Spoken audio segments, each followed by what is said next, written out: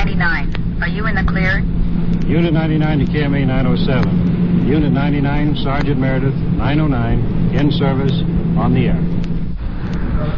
This is Sergeant Dan Meredith of Unit 99 at Headquarters, Police Department, City of Sacramento, California. My detail is to ride in Unit 99, our tape recorder-equipped radio car, and to respond whenever the dispatcher transmits a signal to one of our other units on duty somewhere in the city. At the scene, we make the recording for this program. Now, to tell you more about Unit 99, here is our chief, James V. Hicks, Sacramento Police. We have provided Unit 99 of the Sacramento Police Department, the tape recorder it carries, and the officer in charge, Sergeant Meredith, so that you, who depend on your police for protection, can hear them in action, on duty. And what you hear on this radio program is real. No question about it. The suspects are real. The victims are real. Bear this in mind as you hear these cases. Now to Unit 99 and Sergeant Dan Meredith on duty. Unit 99. 99, go ahead. 924, Detective 99. 924, coming in.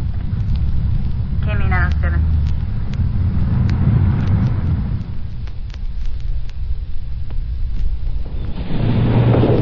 The detective bureau is down here at the end of the hall. Let's go in.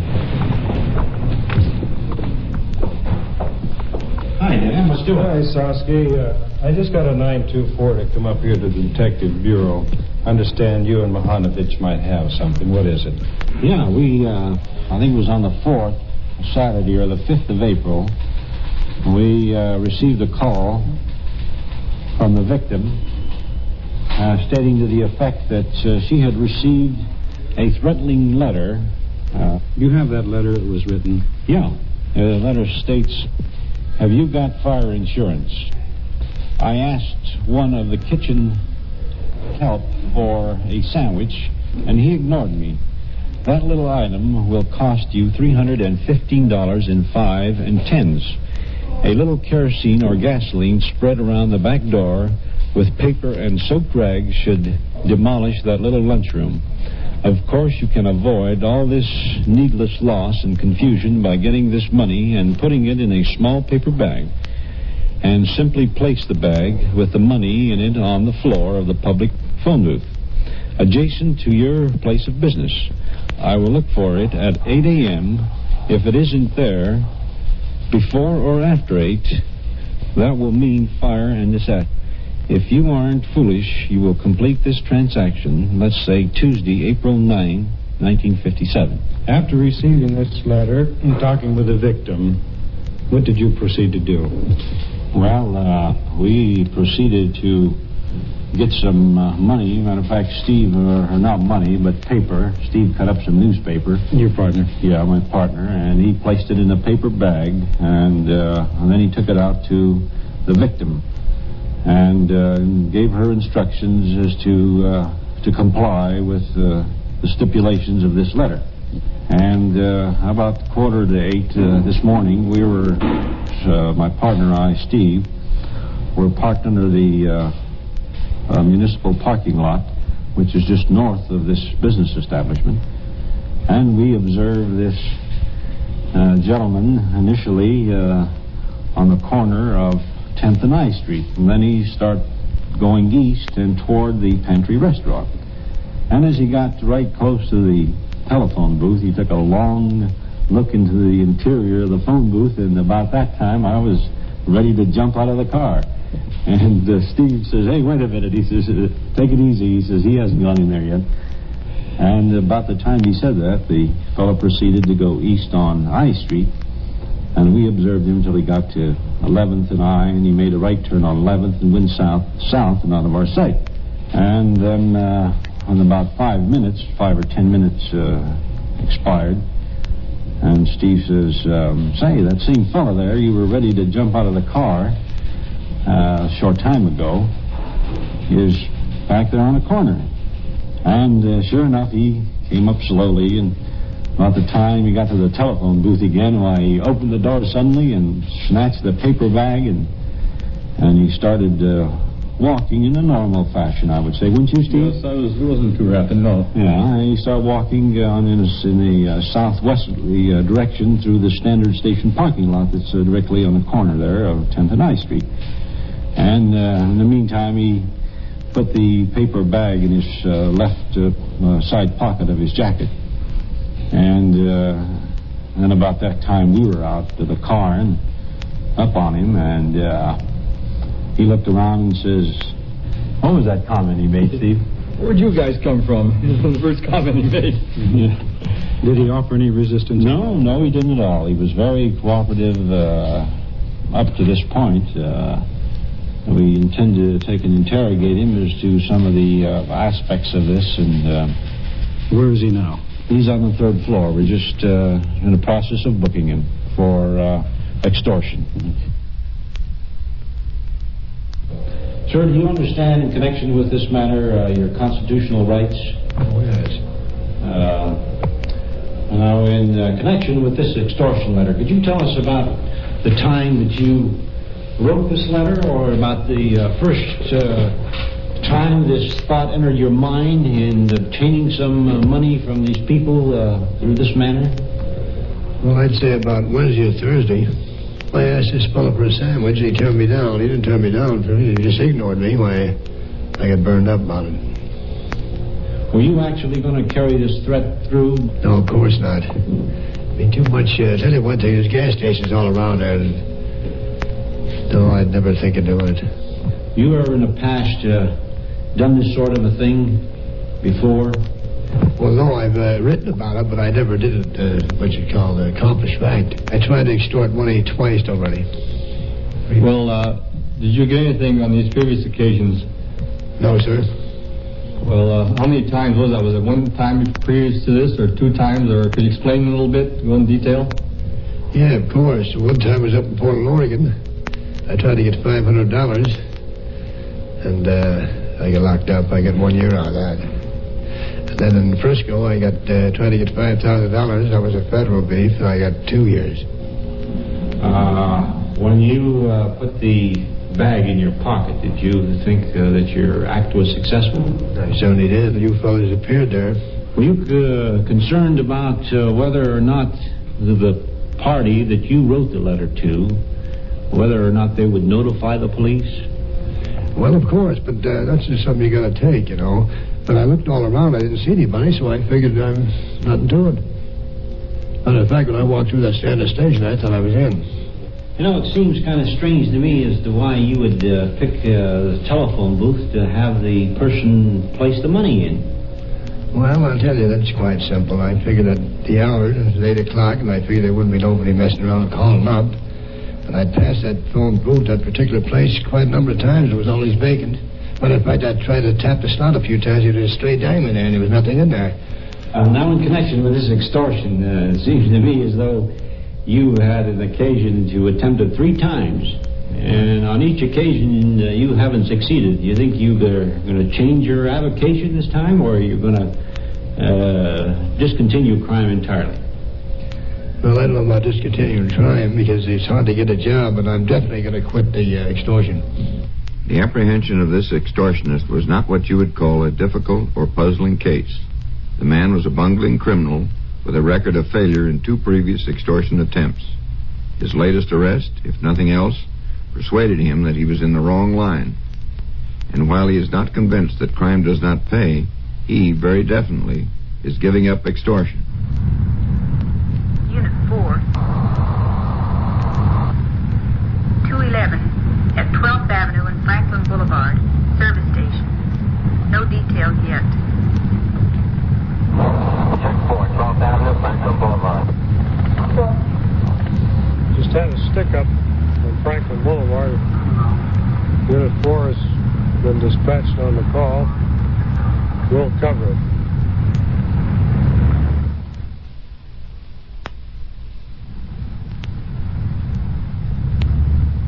KMA 907 to Unit 4. Further information on 211 at 12th and Franklin. Suspect was last seen going east on 12th Avenue towards Stockton Boulevard, driving a 1950 Studebaker sedan, tan in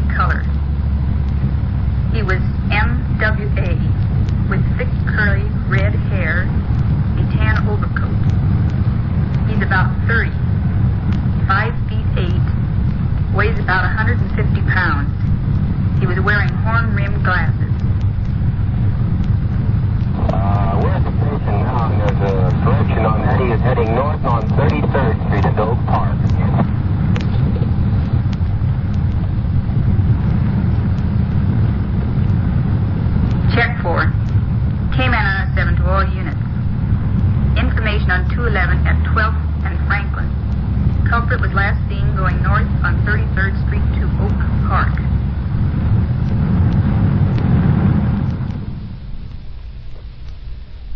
Hi, Coyote, what do you got? This is a stick-up, and these two people here witnessed they seen the man leave the station just after it happened. You want to tell me just what happened?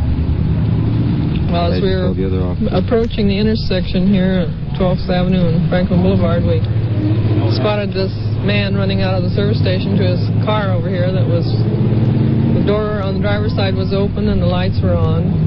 Attracted our attention to him, and he took off down 12th Avenue right behind our car and passed us at such a high rate of speed and down 33rd towards Oak Park that it made us suspicious. We turned around and came back to see if the service station attendant was all right. Do you think you'd be able to recognize this man again if you ever seen him? Yes, I think so. Officer Coyote and Reynolds are questioning the service station operator in regard to what happened. Okay, you want to tell us just what happened now from the moment the man walked in until he left? Just related as it happened. Well, I was just closing up, and Tan Studebaker pulled up on the 12th Avenue island, and it pulled ahead of the island a little bit, and I couldn't see it from inside. I walked out the door, and there was a man with a lot of curly red hair and a tan overcoat standing there, and as I walked out, he was lifting his collar and tucking it in front. I had an idea there might be something the matter when I first walked out. And then as I walked up to him, he says, give me all the receipts. I said, what'd you say? He says, give me all the receipts for the day. He says, just walk ahead of me and walk inside the building. So I walked to the side door, and I'd already locked it. And he says, well, then walk around the front. So I walked around in front. Pardon me, was that his exact words? Give me the receipts? Yes. Did he say anything about this as a stick-up or anything? Just give me the receipts. He just put his hand in his pocket and simulated a gun. What did he say when he put his hand in his pocket? Did he say anything? He didn't say anything. He just simulated a gun like this and said, all right, now give me all the day's receipts. And he says, don't turn around. That's exactly what he said. That's his exact words. Yeah. Right. Now what happened? And so I walked inside, and he says, now just act as if you were going to give change. And I opened it up, and he says, all right, now just lay out all the currency out there on the till. And I laid out about half of it, and then he gave me a $5 bill. And all crumpled up, he just pulled it out of his pocket, and he straightened it out, and he says, here, now put this in the till. So I put it in the till, and he says, now take it out, as if you were giving me change. So I did that, and then I said, you want the coin? He says, no. And he says, where's your telephone? And I said, well, there's the booth right out there. He says, well, don't try to go out and make a call. And I said, don't worry, I won't, because I don't have a dime. And then as he ran for the car, I ran around the side and came in here and used this phone. And then he took off. Do you think you could recognize the man if you seen him again? Oh, yes. You're sure? Definitely. Positively identified. Oh, yes. Okay. That's about it.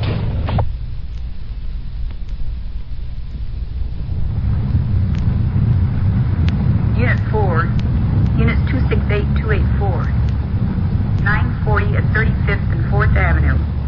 Regarding the 211 at 12th and Franklin, the beat man has a suspect under surveillance. The car is parked in the rear of Steen's at this time. Check Unit 4. We'll approach from the 4th Avenue side. Will you advise us where the detectives will be? There's a suspect they believe is in the Oak Park area. Terry, the officer on the beat, has a man under surveillance. He's asked for the cars to meet him at 4th Avenue and 35th Street.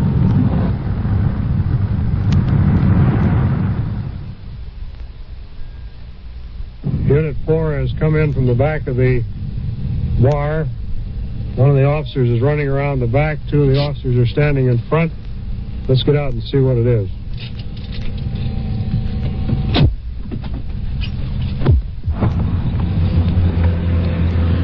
Car is believed parked in the back of the bar on 4th Avenue, Oak Park. The detective's office, Detective Oates, has a man in custody. bringing him out of the bar onto the street, taking him around and back of the establishment. Right here. I had some trouble with my wife tonight, and that's why I got all the clothes in my car. I was just talking to my friend in there. How long have you been in there? Well, I don't know. Were you ever arrested before? Yes. For what? For forgery. That's all. Where have you been tonight? I was out the house, and I come down here, and that's all. In fact, I was just getting ready to play in there. Can I put this in my hand pocket? Certainly. You shaking him down, Oaks? Yeah, I have. Well, you can shake me down, Oaks. You know me. I know you. Yes, I do. Where'd you get all this dough? I had a check the other day for $170. I got one today for where did you get 35. This dough? I've had it all evening. What's this? Officer Oaks. Detective Oaks has found a large wad of currency in the suspect's pocket. Well, what kind of shake? I don't know. You're under arrest for armed robbery. What do you think of that? If I am, I'm under arrest. All right. But I never did nothing. Well, if you didn't do anything, then you got nothing to worry about, have you? That's right. All right. Put them on. You don't know that. I don't know what's happening here. What's happening here? What's the matter here? You know what's the matter. No, I do Officer Oaks just told you what the trouble was. Well, he says I'm under arrest for armed robbery. Correct. I don't understand. What do you mean you don't understand? Where'd you just come from? This your car here? Yes, this is my car. Where did you just come from? I just come from Stockton Boulevard. Where on Stockton? I come off of Wallace. I was right up at right off of. I was on my own street. We're going to take him in, Sergeant, and we'll bring the victim and the witnesses in. We have an identification here on the spot. He has been identified? On the spot, yeah. Good. We'll meet you in the station. Officer Carey, I understand you spotted this suspect in his car. Is that right? Yeah, he was coming down 33rd, and he turned right on 4th Avenue, and I saw him parked in the parking lot behind Steen's. And I didn't at the time. I didn't know nothing of the 211. And I continued on my beat, and the squad car stopped me and told me that a tan Studebaker had been used in a stick-up. And then I remembered seeing it. I came down here and called in the station and told them to get registrations on the car and to send help out. Did you know where the suspect was at that time? I went into the bar, and I asked the bartender if anybody had came in, and he said just a guy in the red shirt with the glasses. So then I took off and called the station and told them about it. And they sent the other officers out here. That's fine. That was a good piece of work. We're in the Detective Bureau. They're preparing to have a lineup on this stick-up man. We have 2 witnesses and the victim. They've brought 4 men down from the jail who answer the description of the suspect. They're going to put them in a cell that we have on the 2nd floor here. Then they'll have the victim and the 2 witnesses try to identify. The suspect has been placed in the cell. They're bringing the victim out.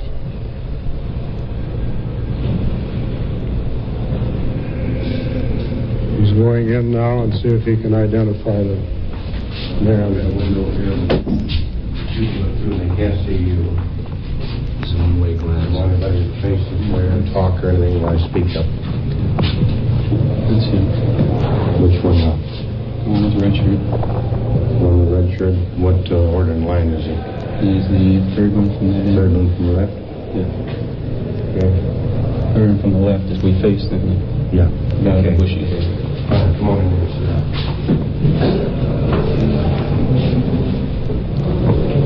The victim has just made a positive identification of the suspect. Has identified him as the third man in the line from the left. Bring one of the witnesses in and have him look at the lineup. See anybody you recognize want to speak up and you tell them what order in line or anything? Yeah, this boy in the one hand red... the red shirt? Yeah. What number would he be on the left? Would he be the third from the left? That's the guy. No question in your mind at all. My wife's description, that's in the certification line. That's the guy, all right. That's the one that she identified at the back of the Steens corner there in Oak Park. Yeah, that's the one. Now the third witness is approaching the window. That's the third gentleman right performing here. How's he dressed? Red shirt, has horn-rimmed glasses. Okay. Positive? Yes.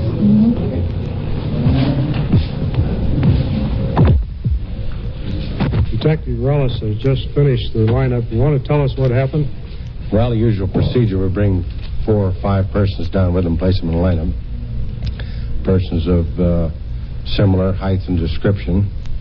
We placed them all in the lineup, and the victims who came in one at a time to look at them picked a culprit out. Each one picked the same culprit, so apparently he's responsible for our robbery over there at 12th Avenue and Franklin Boulevard.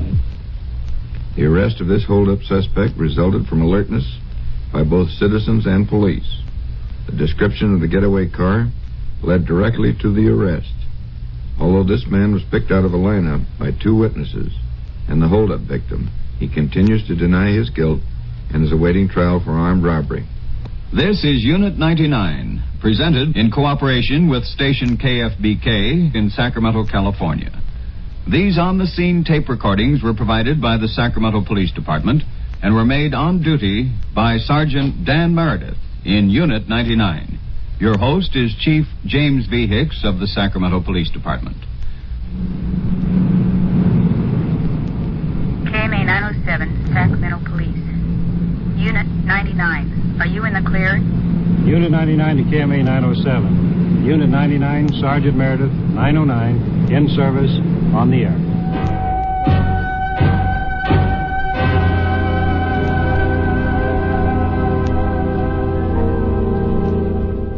Unit 99 has come to you through the worldwide facilities of the United States Armed Forces Radio and Television Service.